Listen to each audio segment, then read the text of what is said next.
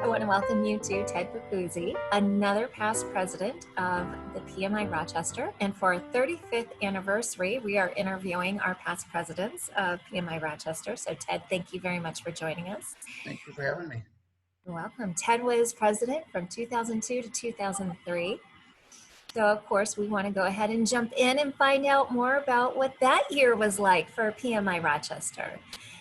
Well, 2002, 2003 was 18 years ago, so 19 years ago. So my memory's not, but I know when Joe Lucas was the past president before me, and we started working on updating the bylaws. Okay. That was actually, we started working with Joe on that, and then it was finalized when I was president. So we updated that. That was our main project. Was getting the bylaws completed, started by Joe previously before me. And Phyllis Carroll talked about working on that as well. Yeah. And doing some work. I have that right, correct? Yeah, Phyllis was Judy Judy was after me, and then I think it was Phyllis after Judy. I don't remember. Right. And I think Phyllis was talking about some of the work that she was doing on the bylaws prior to her presidency and how she was supporting the. I think she supported us on a committee with the bylaws. I don't remember 100%, so I can't. I'm going to apologize right now. I'm asking you all to travel so far down memory lane. Everyone is saying, wait a minute, let me think about this. I don't remember. Let's start here. What got you into project management to begin with? Well, I worked for Kodak, worked on projects for Kodak, and in the early 90s, I was a machine designer. I was responsible for projects. And I was an engineering manager on projects. So I was responsible for the engineering discipline, making sure that everything got done in time and completed. And I wanted to move over to the next progression step from engineering manager on project would be a project manager.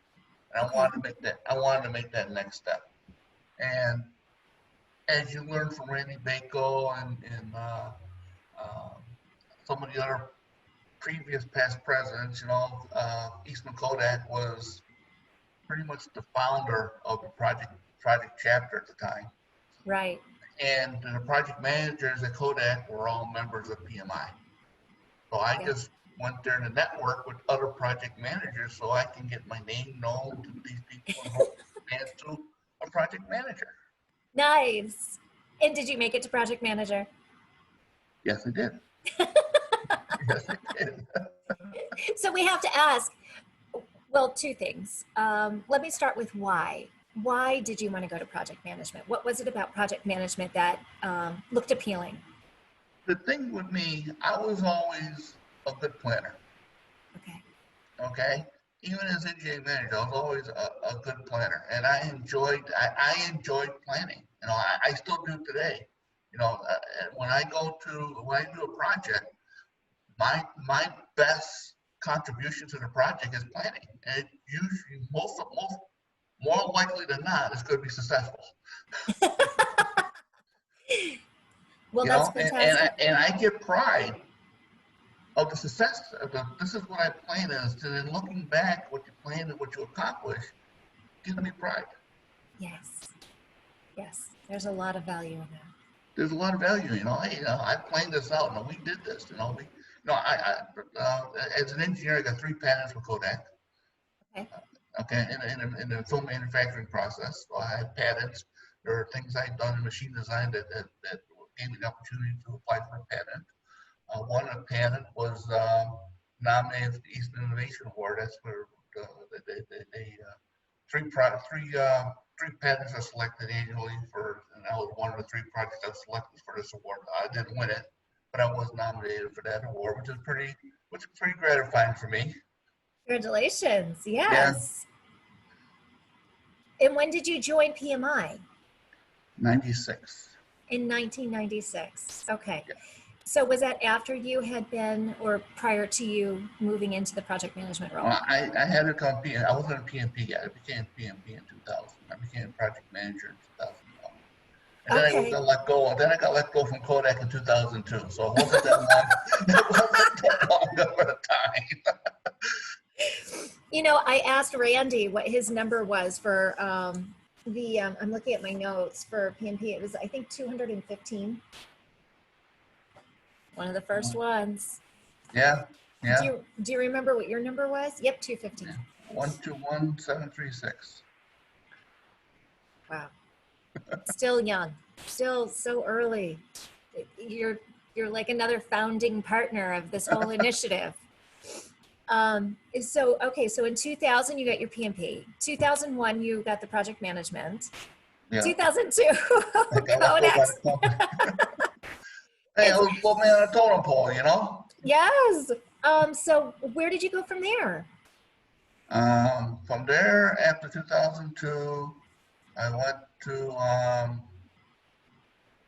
Johnson and Johnson here in Oh, Rochester.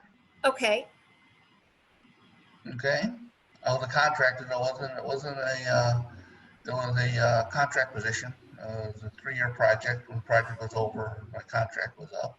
Okay. And then I went, after that, that was when I went to PMK, where I did the hair, mentioned about the moving of the, The hair manufacturing yeah, company, that right? was what they had.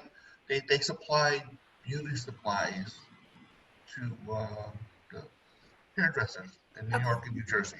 So what is PMK? PMK was an engineering consulting company. Oh, okay. Okay. Okay. Okay. And that was run by, I'm sorry, I've Well, never. Joe Lucas called me for the specific project. Now we have to learn more about this specific project. For everybody who's listening, I have a little bit of a heads up on it, but no pun intended. But I definitely would love to hear the objective of this project, why Joe thought you were the one to make it happen, and all of the challenges that were already and the constraints that were set ahead of time that made this almost impossible. Can you give us an Oh, introduction to the project itself? okay, so the company was called Emiliani. Okay, Emiliani. They are at the, I don't know where they are now, but at the time when I was managing this project, um, they were a growing company, a fast growing company. Okay. They moved from a 60,000 square foot facility to 110,000 square foot facility. Wow.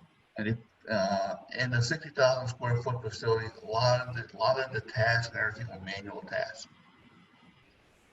In the 110,000 square, they put in a machine to make some of these tasks automated. Okay. Okay. Um, and we had to move the facility over a weekend from the 60,000 square foot facility to the 110,000 square foot facility over a weekend. Can you unpack that a little bit just for folks who aren't going, oh, okay, so you had some moving trucks that came in and you loaded them up and you're done and you just got a couple of people. No, there was a lot of tasks involved. Um, we had to move the IT infrastructure over. So we had at one point they put new IT infrastructure in the facility. Okay. So while they're running the old facility, we're building the IT infrastructure for the new facility. The disaster recovery for the new facility. Mm-hmm. Phones, what else we had to do? That they had to we had to put the automated equipment in, install the automated equipment. A lot of the stuff was already engineered and being built. They actually have a bottling line. They bought, I don't know who they bought it from, but they sold like the big names, but they also had their name on bottles.